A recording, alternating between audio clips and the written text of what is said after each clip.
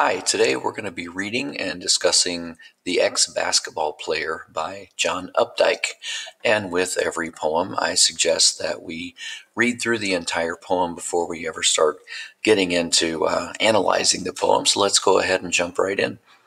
Pearl Avenue runs past the high school lot, bends with the trolley tracks and stops, cut off before it has a chance to go 2 blocks. At Colonel McComsky Plaza, Burst's garage is on the corner facing west, and there, most days, you'll find Flick Webb, who helps Berth out. Flick stands tall among the idiot pumps, 5 on a side, the old bubblehead style, their rubber elbows hanging loose and low. One's nostrils are 2 S's and his eyes an E and O, and one is squat, without a head at all, more of a football type.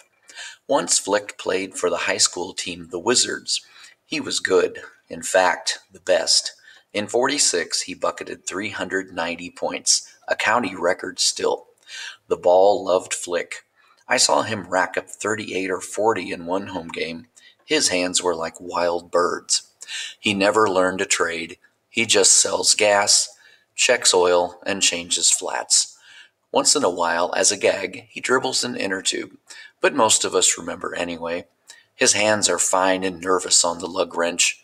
It makes no difference to the lug wrench, though. Off work, he hangs around May's luncheonette, grease-gray and kind of coiled. He plays pinball, smokes those thin cigars, nurses lemon phosphates. Flick seldom says a word to May, just nods beyond her face toward bright, applauding tiers of Necco wafers, nibs, and juju beads.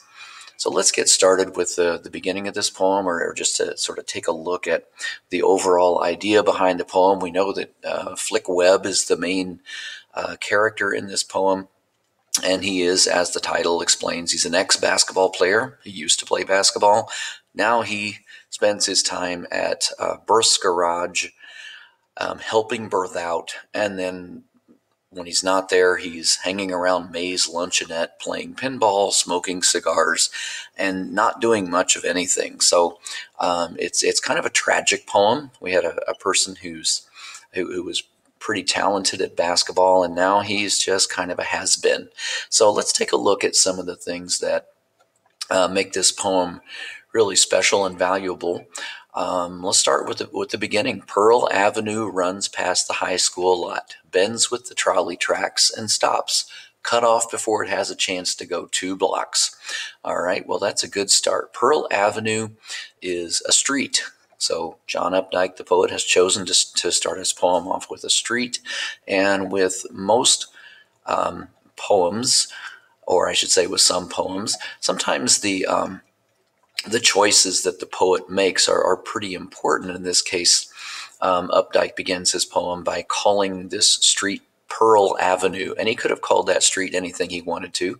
Could have been Main Street, could have been West Boulevard, could have been anything, but he chose to call it Pearl Avenue, and this gives us a chance to talk about the word connotations, and connotations are the feelings that are associated with particular words. So think about, would you rather live on Pearl Avenue or would you rather live on Oak Street? I mean, Pearl Avenue sounds pretty promising, pretty shiny, and pretty positive. So Pearl Avenue runs past the high school lot, bends with the trolley tracks, and stops, cut off before it has a chance to go 2 blocks. So the interesting thing about Pearl Avenue is that it has this really flashy kind of a sparkly name, but it's cut off 2 blocks, or before it even has a chance to go 2 blocks. So we could say that perhaps this street is a bit of a metaphor for Flick's, at least his basketball career, maybe his life in general, because Flick got past the high school lot, and just like the street, his glory was cut off before it had a chance to go 2 blocks. And Flick's basketball career ends up pretty much where Pearl Avenue ends up, which is at Colonel McComsky Plaza, at a place called Berth's Garage. Now, Berth's Garage is where Flick works, And I hesitate to say that he has a full-time job there, because if you look at the poet's choice of words here, you'll see most days you'll find Flick Webb who helps birth out. And that to me doesn't sound like he has a real full-time job. It sounds like, most days, well, if you have a job, you go every day, or at least every day that you're supposed to go. And who helps birth out. It doesn't say that he has a particular duty or anything. It just says, kind of says to me that maybe Flick, gets a call a few days a week, and Flick, birth calls him up and says, hey, come and help us out. We've got some extra work, so why don't you come on down and earn a few bucks?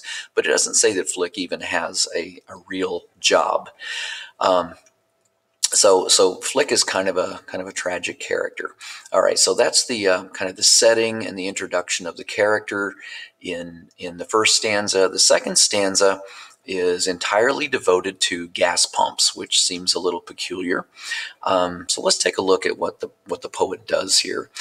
Flick stands tall among the idiot pumps. Now, right away, I'm seeing the word idiot pump being rather peculiar. I mean, why would you call an inanimate object an idiot? Seems kind of strange. So maybe we ought to underline that, put a little question mark next to it, and maybe come back to it, try to figure that out. 5 on a side. So what else has 5 on a side? Well, it looks to me like maybe a basketball team, right? You go to a basketball game, there's five players on each side. The old bubblehead style. So this is referring to old-fashioned gas pumps that you might have seen in the 1940s and 1950s, maybe even into the 60s. The gas pumps that had a light on the top, and that light usually had the name brand of the gasoline or of the gas station on the bubble head of the pump.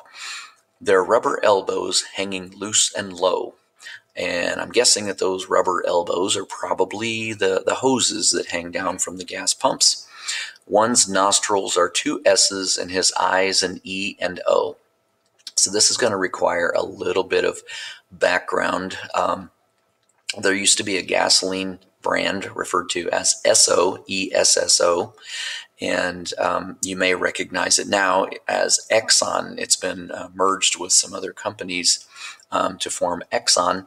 And so this brand of gasoline, Esso, looks like it's again, personification. We see a gas pump being referred to as kind of like a basketball player, and then this is his face, and then one is squat without a head at all, maybe a football type, or more of a football type. So maybe a kerosene pump, maybe a diesel pump or something like that. But so kind of appears that Flick, being a former basketball player, seems to be seeing his life kind of at a standstill at this point.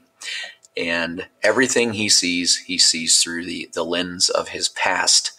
And everything he sees, I like to refer to this as basketball goggles. Everything reminds him of his past, his glory days of playing basketball. Now, let's go back to these first 2 lines here. Flick stands tall among the idiot pumps.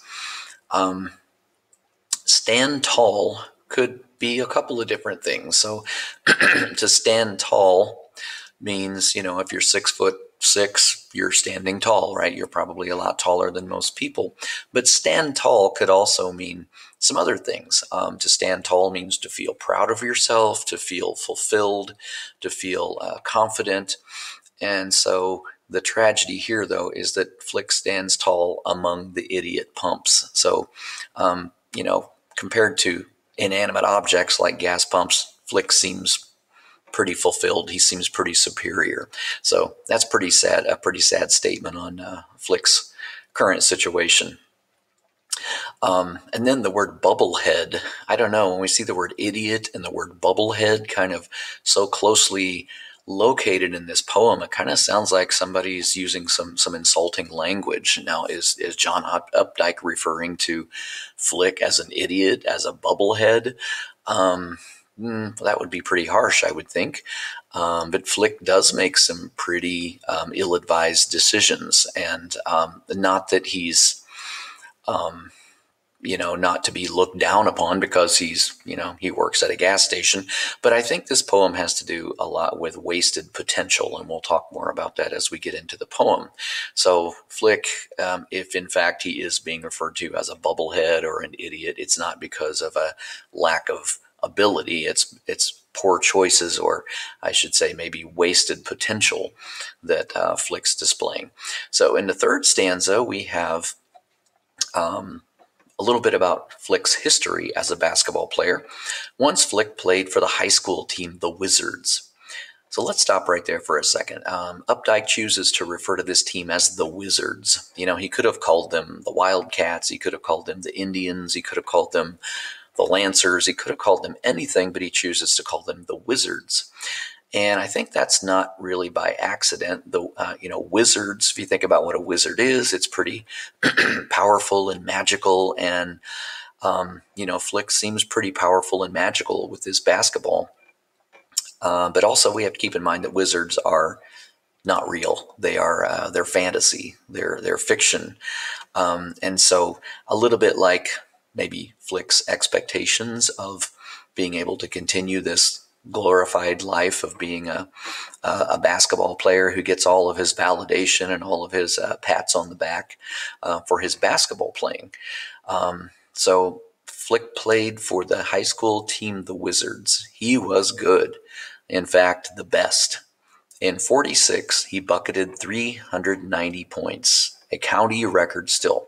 Well, a county record might be really important. It might be really impressive if you live in a county that is, highly populated, if you've got a lot of high schools in that county. If the county is doesn't have a lot of people in it, does not have a lot of, big schools and so forth, then a county record may not be all that impressive. So it kind of appears that Flick is kind of a big fish in a little pond at his small school that he goes to. And who knows what happened after Flick graduated or after, Flick's high school career was over. Maybe he did go off to college. Maybe he did play for a while. Maybe he got, out among some other guys who were just as good as he was or even better and just kind of got bounced back. Maybe he never went on. We don't really know. The poem doesn't really say that. The ball loved Flick. All right, so here we have a little more personification. A ball can't literally love anyone, but it can be kind of a figurative language to describe the appearance of the ball going to Flick all the time. I imagine if he's the best guy on the team, his teammates are throwing him the ball all the time, so it always seemed to find its way back to Flick. And if you've ever seen a really good basketball player, and for me, this brings to mind Michael Jordan, it seemed like the ball just was at his command. It did whatever he wanted it to do. All right. I saw him rack up 30 or 40 in one home game. Now that's pretty impressive. 38 or 40 points in a basketball game is impressive by any standard. But I've heard of basketball players scoring more, so it's not the most impressive basketball performance ever. His hands were like wild birds. So here we have you've probably been told that a simile is a comparison between two things with the use of like or as. So we have the word like here, and his hands are being compared to wild birds. So he's got all this dexterity and this speed and command of his hands. And so, Flick's pretty impressive guy here. And this is sort of the glory paragraph that just demonstrates what Flick's basketball ability is all about. And then we get a big letdown when we get to stanza number 4. It's like, so he goes from this glorious existence to he never learned a trade. He just sells gas. And there's a big difference between learning a trade. This poem is not suggesting that Flick had to go on and, get 3 college degrees and become, super successful. There are lots of people who are perfectly happy with, doing all kinds of different jobs. And but I think the tragedy here is that he never learned a trade. He just sells gas. He's got all this ability and all this talent, and it's kind of wasted because he really didn't do much with his ability. Selling gas doesn't require a lot of skill. Checking oil doesn't require a lot of skill. Changing oil, now that requires some knowledge, and so that might be, something he could do. Lots of people change oil; they make money doing it, and are perfectly happy doing it. Changing a flat tire, again, not really a difficult task or something that you'd have to spend a whole lot of time learning how to do. Once in a while, as a gag, he dribbles an inner tube, but most of us remember anyway. So already we're looking at Flick's past. Sort of viewing the rest of his life as a has-been, as somebody who's always looking back and sort of living through his memories rather than having a future. His hands are fine and nervous on the lug wrench. Now we have more personification here. It makes no difference to the lug wrench, though.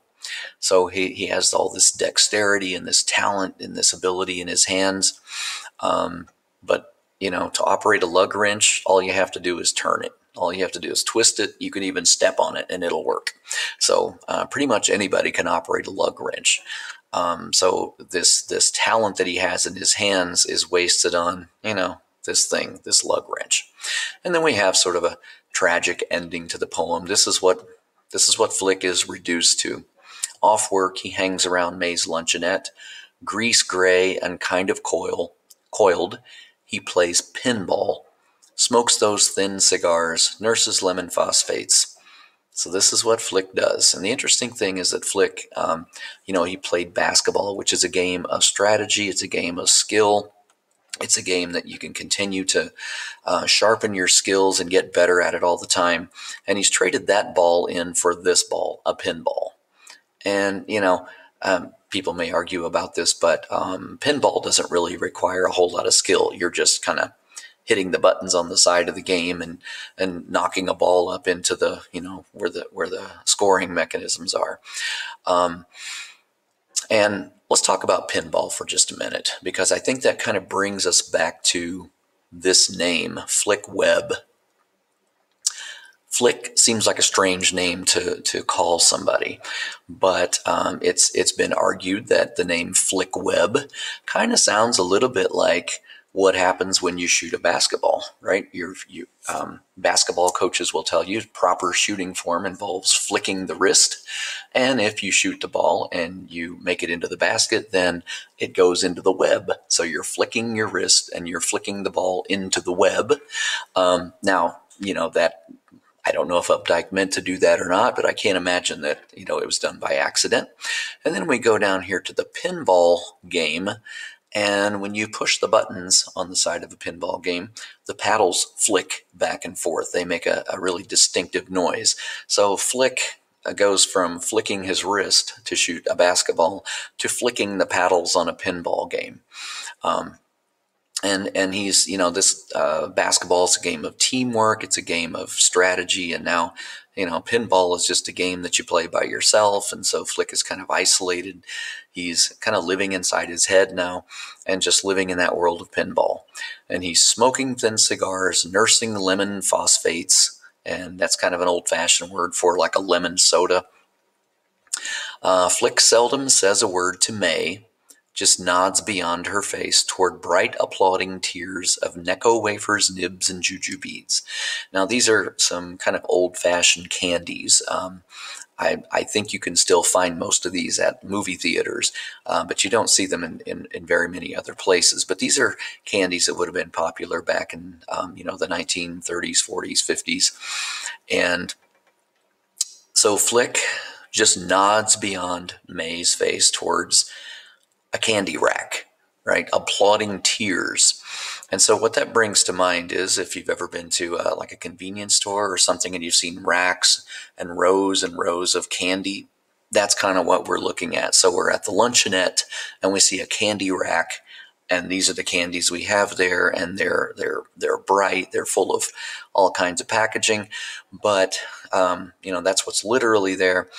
But what Flick is seeing when he goes or looks past May's face, he sees tears, so rows of, in his mind, people cheering, right? I mean, we know that candy can't applaud, but people can.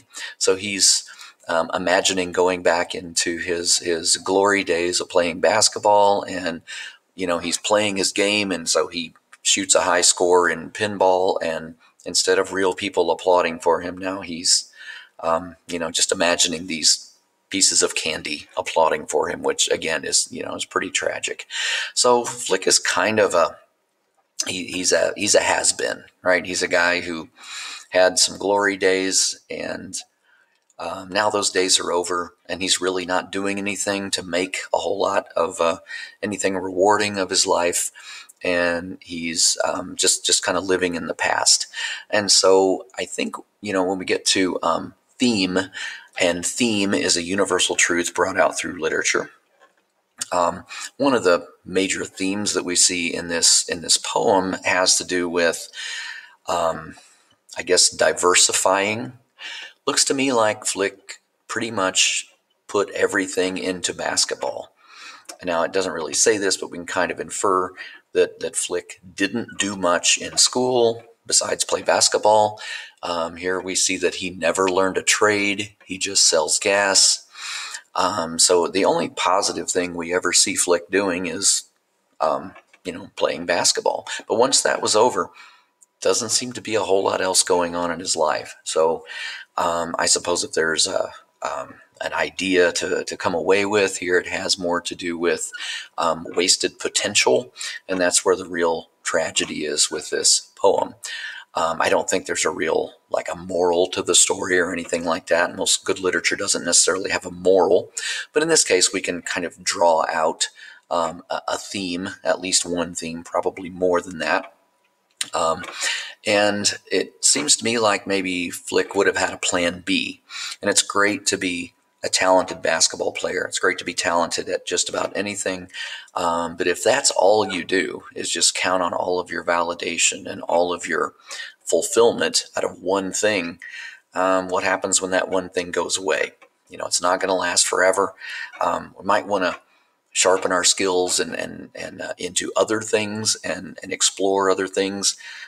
If you invest your money, your financial investors will tell you to diversify your portfolio. Don't put all your money into one stock. Invest in lots of different stocks, because if one goes bad, then you've got some others to fall back on. And it looks to me like Flick just doesn't have a plan B, and that's part of his part of the real tragedy of this poem. One of the last things I like to do with poetry is to look at the form. And there is no real rhyme to this poem, but it does have meter. And by meter, what I mean is the alternating syllables of stress. And so one of the things we can do is just to sort of randomly pick some lines and count the syllables.